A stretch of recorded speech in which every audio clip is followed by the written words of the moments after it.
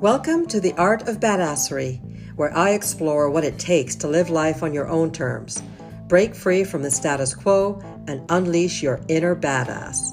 Whether you're a rebel at heart or simply seeking inspiration to step outside your comfort zone, this podcast is for you.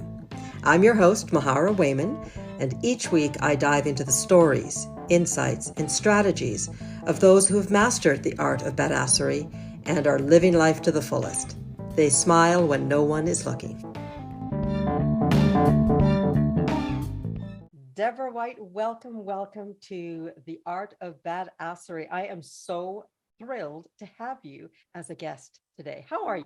Oh, thank you. I'm so thrilled to be here. I'm excited to be a part of this movement of badassery. You're so funny. It's fun, isn't it? It's so much. It is. It's fun to say too, I'm going to say. You know what's really interesting is that there's a generation that views the word badass or badassery. Well, badassery is not even a real word, but that view the word badass as a swear word. And it just isn't to me. So I'm chit-chatting, and I record something and put it on Instagram, and it's completely bleeped out. And that's crazy. And I did something for someone here locally, and they said, "Ooh," like they literally cringed when I said it. And she goes, "I'm not sure you should say that." And for a split second, I thought, "Oh my God, I didn't mean to offend her." And then I went, "Mahara, you're badass. It's not a swear word. Stand up for yourself." And I said, "Oh, I'm sorry you don't like it. No, I love that word. It's actually part of my, it's part of my shtick." It's part of my superpower. It's part of my superpower. Lots of fun. So, Debra, I would love to open this conversation with a little bit of a reminder of who you are and what you do. And Yeah. first question I'm going to invite you to answer once you've given us a bit of background is why you feel you're badass. Oh, I love that question. Why I feel I'm badass. Well, I can give you that and it kind of goes along with what it is that I do for a living. So I feel like I'm badass because I'm not afraid to talk about end of life. I'm not afraid to talk about death. I'm not afraid to talk about dying. I'm not afraid to have the hard conversations around, around planning your end of life experience. So your actual title is what? My actual title is that I'm an end of life educator and doula. It's okay. You got to explain that little. I know. Yes, I know. And really, I mean, it can be a conversation stopper, but the truth of the matter is the end of life doula education and doula realm is really all about empowering and advocating and supporting, and of course, educating really everyone to design their badass end of life experience, right? Like we all, yeah. It's about participation. It's about participating and planning your own unique end of life experience. How did you get into that? How did I get into that? Oh, that's such a great that's such a great question. I got into that after having to make end of life decisions for my husband 10 years ago. So I was the decision maker to remove my husband from life support after his brain died after a heart attack, a few days after his heart attacks. Yeah. And so living with the ramifications of those decisions, I have always believed and still believe that I made the right ones. But because we hadn't had those conversations or he hadn't articulated what his wishes were, there is always that seed of doubt. And I live with that. Did I make the right decisions for him? Right. I'm so sorry that you had that experience, but I'm so proud of you for taking that type of a tragedy and turning it into your life's work. What I'm curious though, what has the reaction been from friends and family that this is now what you're doing? Because to me, a death doula is it's an interesting term. I've only ever thought of a doula when bringing life into the world. That's it. You know, I do often get asked whether or not I find this line of work depressing. And actually, the opposite is true. The opposite is true. And, you know, first of all, the best time to do end of life planning is while you're still healthy. So the goal is the same, you know, the best time to plan your will or the best time to make decisions for yourself and what you'd like to have happen is while you're still healthy. So not every one of my conversations are with people who have serious illnesses or terminal diagnoses. But of course, a great part of what I do is with people who are living on the palliative care spectrum or are living with a terminal diagnosis and are planning their end of life. And it is as sacred as planning for a birth. It's interesting that you bring that up when you're talking about a birth doula, because it's a perfect analogy, because we think about all of the things that happen in preparation for a baby being born. And just imagine if you were diagnosed pregnant. So you received a diagnosis of pregnancy, and then you spent the next 9 months trying to prevent it from happening. There's still hope. Have you tried this? Have you tried that?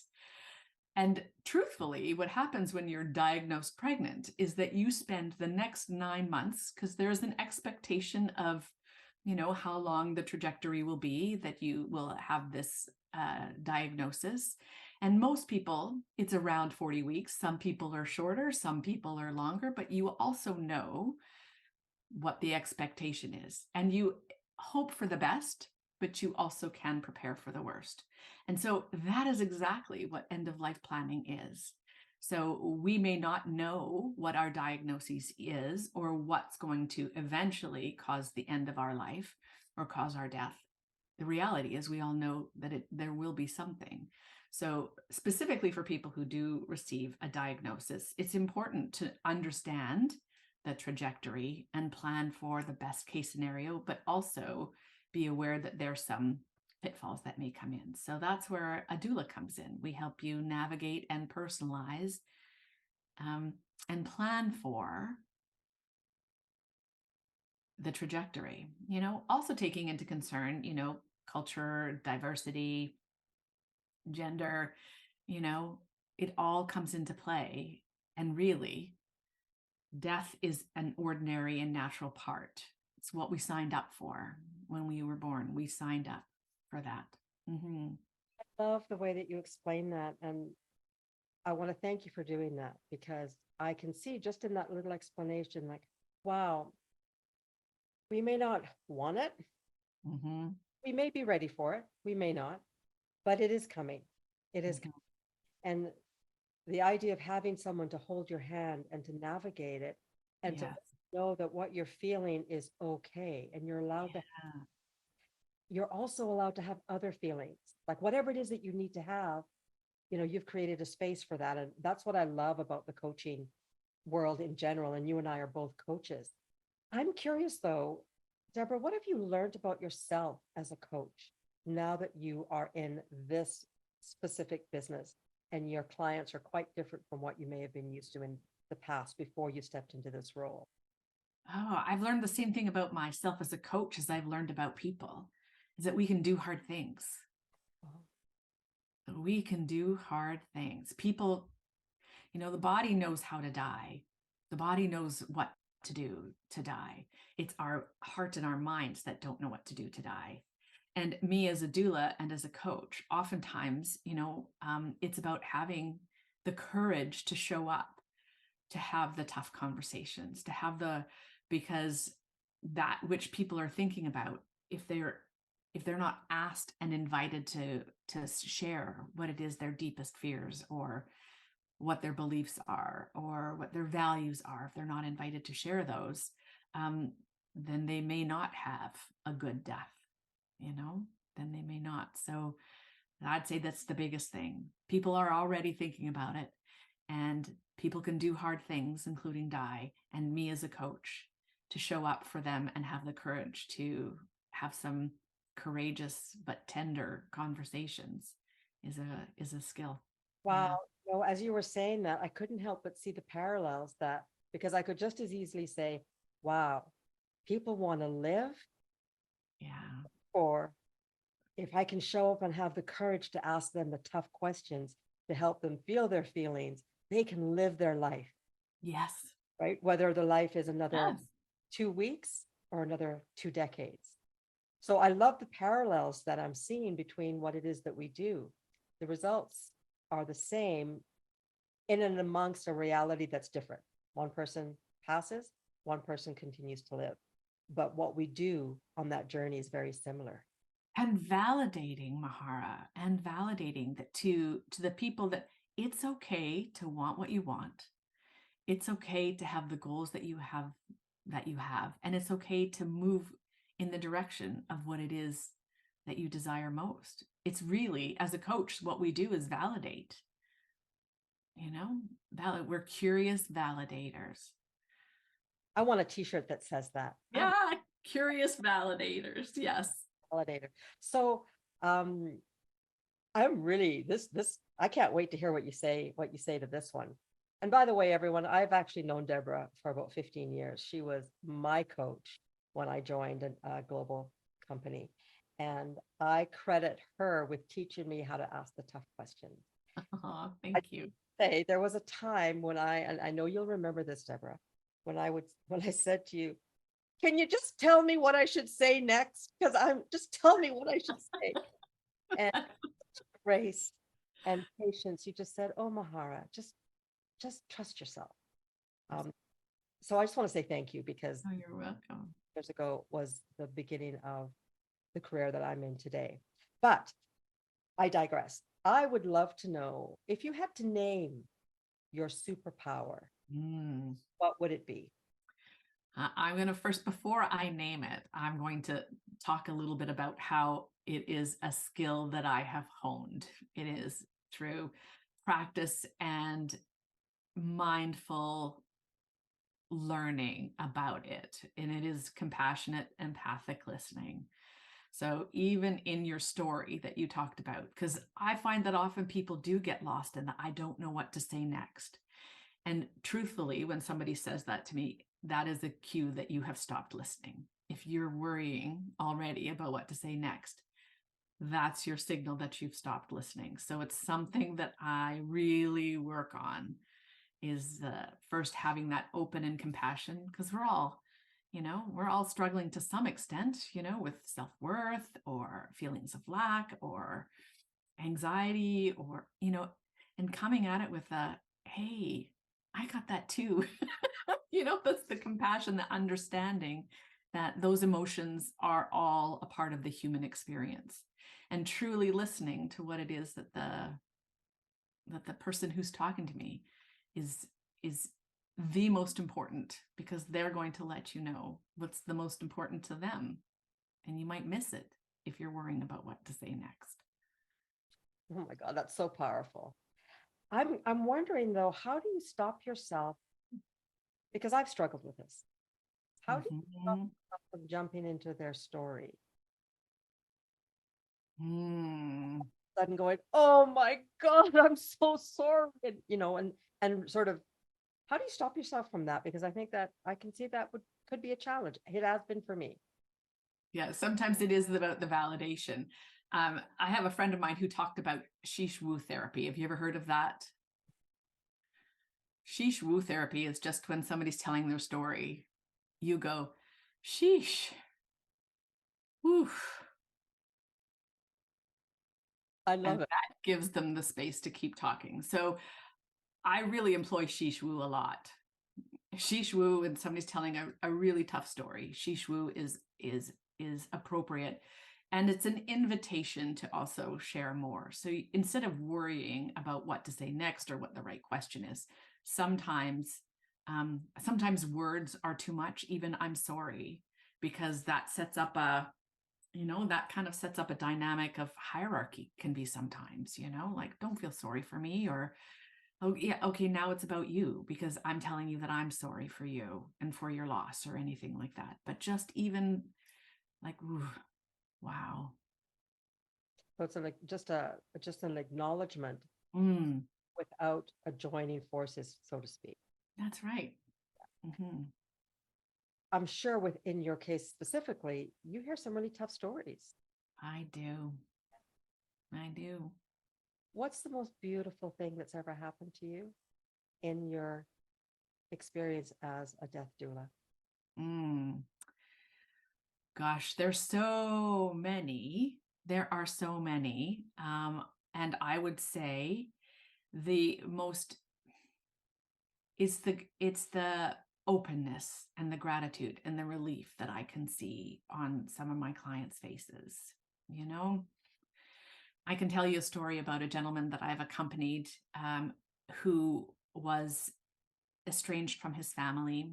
He hadn't seen his two children in over 30 years. And I was accompanying him on his deathbed, but not actively dying. It was the last few weeks of his life. And we really just talked about, like I talked to him about sending a love letter to his sons prior to passing. And he agreed to write the love letter, but he wanted me to send them after he died, after his passing. And through, working with him every day, we did get to a point where he thought it was the right decision for him to send before he passed. So I copied them and I emailed his sons, since he still knew where they were. And one of them came. One of them came the day before he died. And when this gentleman was no longer really actively awake a lot of the time, but when his son walked in, he grabbed him around the neck. The father grabbed his son around the neck and pulled him close and said, "I love you, I love you, I love you," and let him go. And the son left shortly thereafter. The father was still alive, but the father died about 2-3 hours later. And the son called me to say, "I don't even think he knew who I was." And my response was, "Gosh, I haven't talked to your dad in 4 days. He's been mostly sleeping and non-communicative. So you coming in, that was the last words and act that he was given." And so I would say that was impactful for me, right? That was impactful for me. Really showed me that people do know at the end of life. And in the end, all that matters is love. All that stuff that they hadn't seen or done was made okay by those final words of love. What a beautiful story. Brought tears. Mm-hmm. And it's so true. And what I know from the clients that I have is we're all looking for love. You're right. Connection and love. Yeah. Know that we belong, that we matter, that we are able to love, that we can feel love, we can give it, we can receive it. And yet, for all of the reasons that make us human, that's not always easy. Well, yeah. And I think a lot of people look for resolution, right? Having their conflicts resolved. And most times that's not possible because we each have differing views about what is right. But what resolution may not always be possible, but what is possible is bringing your relationship into the most current status. So when I think of that, I think of this gentleman and his son, and their conflict was never resolved. But by the time he passed, their relationship was current. All had been said. So it is really about love. Resolution's not the goal. Yeah. Or doesn't have to be. Yeah, it doesn't have to be. I'm sorry, you have proven yourself to be badass like 7 times over. Because what I'm seeing is the strength and the courage it takes to face that. Most of us run away from death. Mm-hmm. And you're running towards it in a way, right? I'm here. Yeah. And I think that's really beautiful. I think it's so missing in our culture. Death is pretty random though. Hey, death is random. And I can say, if you even look at this time of COVID, where millions and millions of people have died from this horrific virus. And yet when it's your brother, your sister, your mother, it feels personal. So while death is random, when it happens to you, it's personal.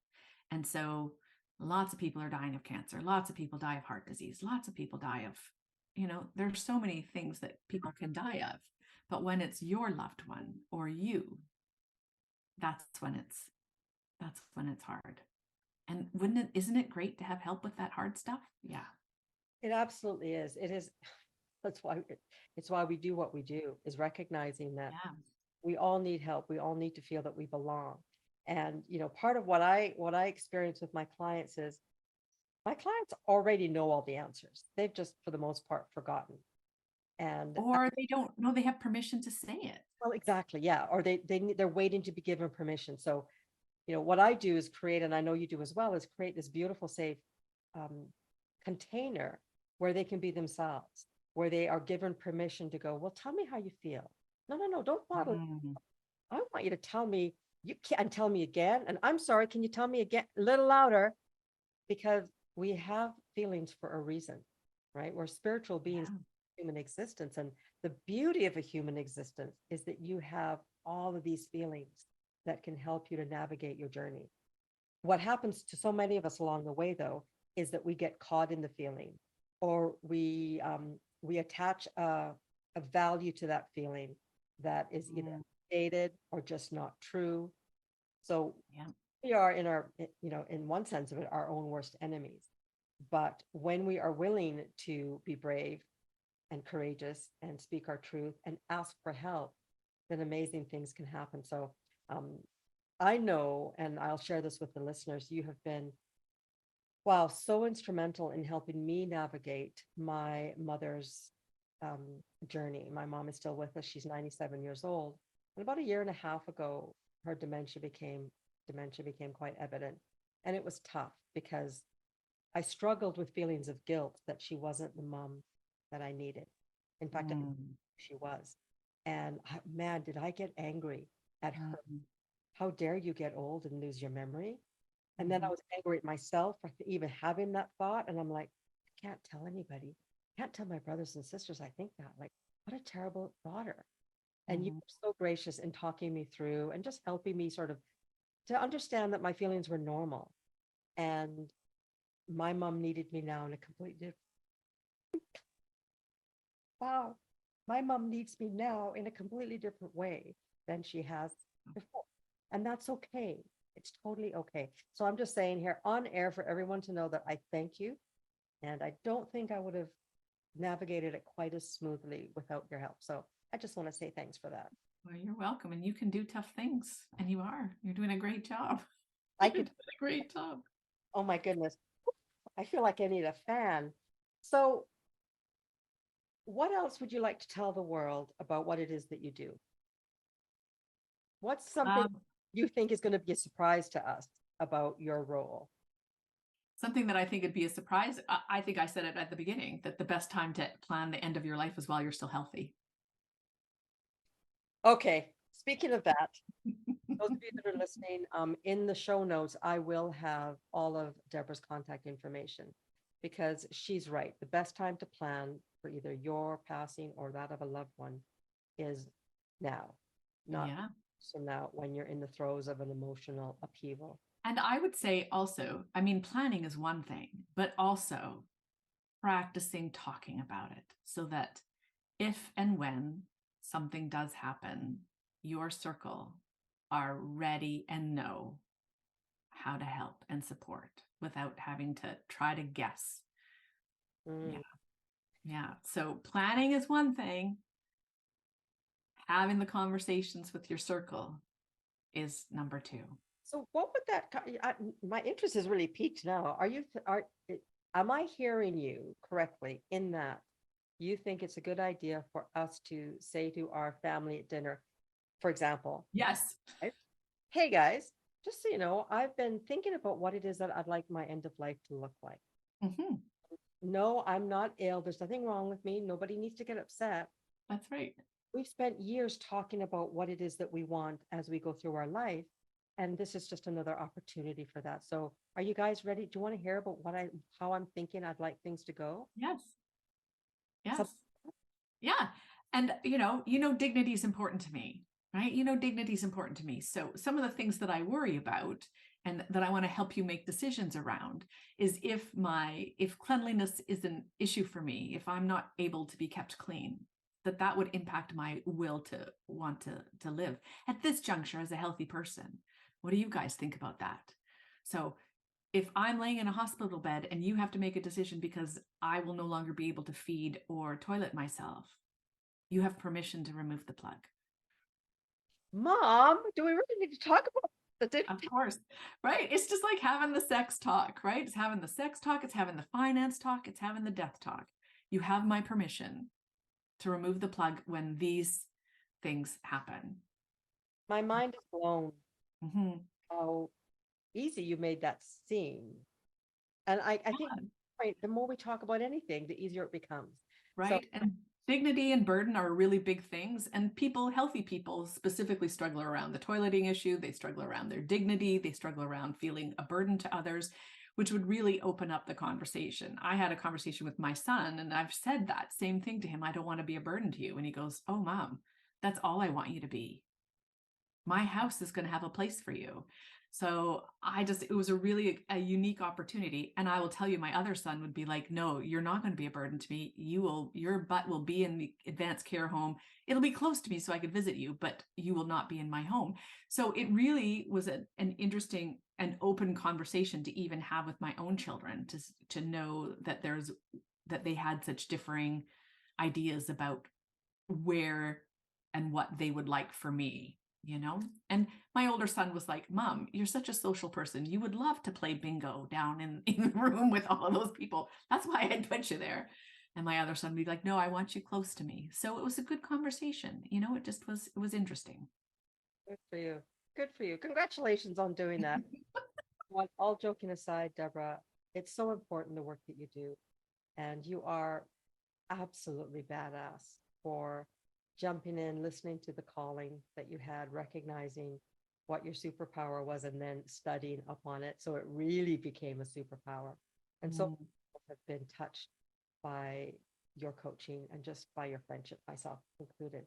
Likewise, Mahara, I value your skill set and your friendship beyond measure. For those of you listening, I am, as I said, going to drop Deborah's contact information in. But Debbie, can you just say out loud your website or the best way for people to contact you to find out more? Of course. So my website and business is called Soulful Departures. So soulful, full with 2 L's. And the best way to contact me is through my website. I do have some social media presence. Yeah. Wonderful. Well, once again, I want to thank you for joining me in this conversation today. I've loved every second of it. And I know that we're going to get some great feedback from it. So those of you that are listening, we'd love to, if you've got any questions or thoughts or comments or feedback on the conversation today with Debra White, an end-of-life educator and doula, please do type it out below or send us a message because we'd love to hear from you. My name is Mahara. You've been listening to The Art of Badassery with my special guest, Debra White. Bye for now.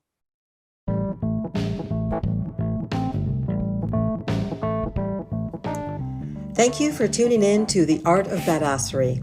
I hope you enjoyed today's episode and gained valuable insights to help unleash your inner badass. If you found this podcast helpful, please leave a rating or review on your favorite platform. Your feedback not only helps me improve the show, but it also helps others like yourself discover the podcast. Until next time, keep embracing your authenticity and living life on your terms. Here's to you.